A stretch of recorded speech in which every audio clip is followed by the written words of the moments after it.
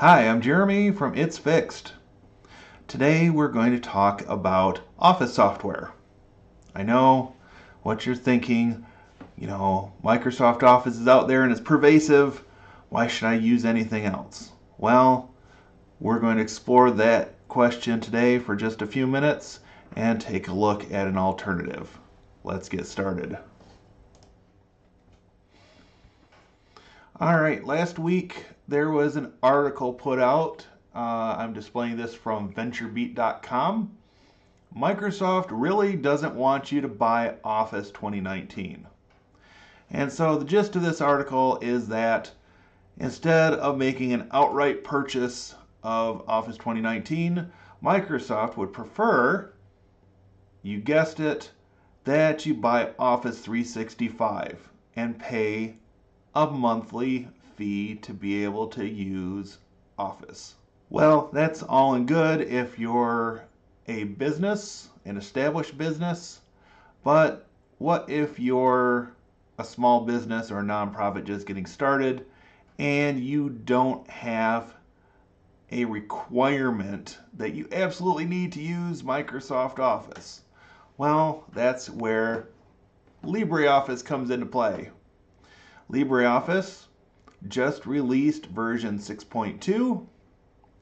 It's available for free at LibreOffice.org, and it runs on Windows, Mac OS, Linux, and a few other platforms such as BSD Unix. One of the new features of LibreOffice 6.2 is the new notebook bar, which is very similar to the ribbon made popular by Microsoft Office. So let's jump into LibreOffice here on my Mac,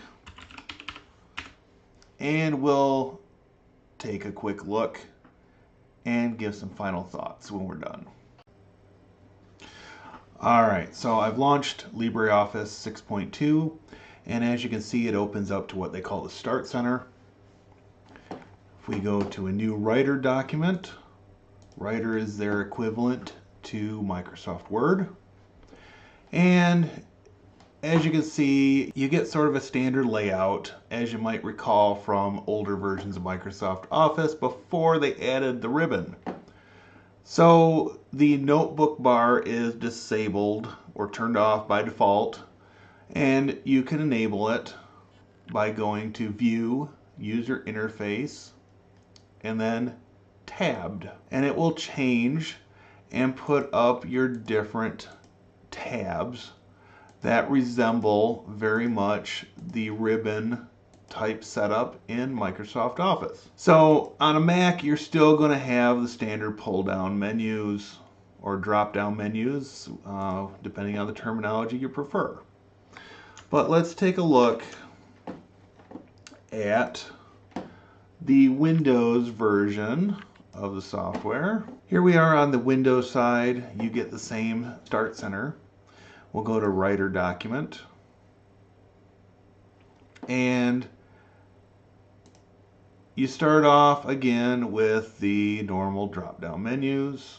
If we go to View, User Interface, Tabbed, again you still have your menus here by default, but you get your tabbed layout. So here, even on the Windows side, you're still going to have your drop down menus available, but you've got at least some options for your standard toolbar, single, your sidebar, which will bring options out here on the side, and your tabbed. Again, this resembles the Microsoft Office type setup. And then they've also got a grouped compact,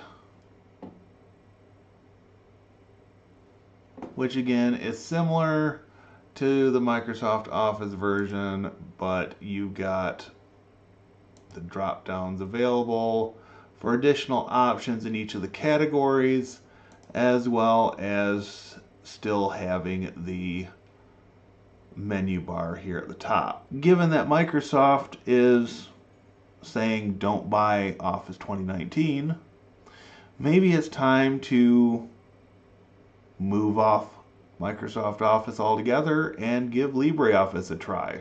Now, on a parting note, you might be thinking, well, but what about file format compatibility? And that's a good point.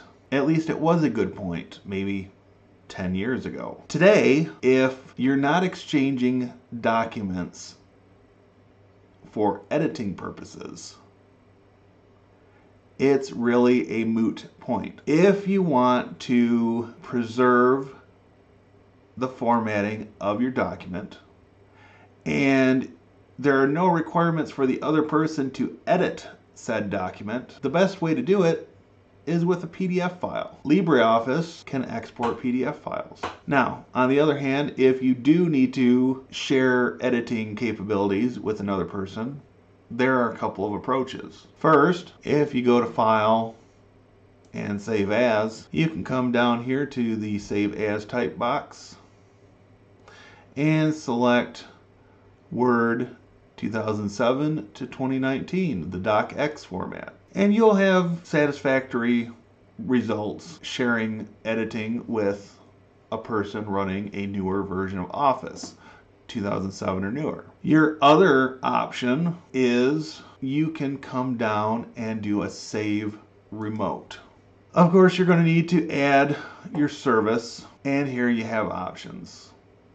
Now, if you select Google Drive, your file will be saved to your Google Drive. You can share that file with a friend, a coworker, and they can either download the file and proceed to edit it, or you can edit within the Google Docs software. And when all the editing is complete, you can bring the file back down to your computer, do any final formatting that you wish to do, and publish that document, whether you're going to print it, publish it as a PDF, or any of a number of other options that you've got available. So on that note, this was an introduction and talk about the new version of LibreOffice. If you like this video, please give a thumbs up, subscribe, click the bell icon for notifications.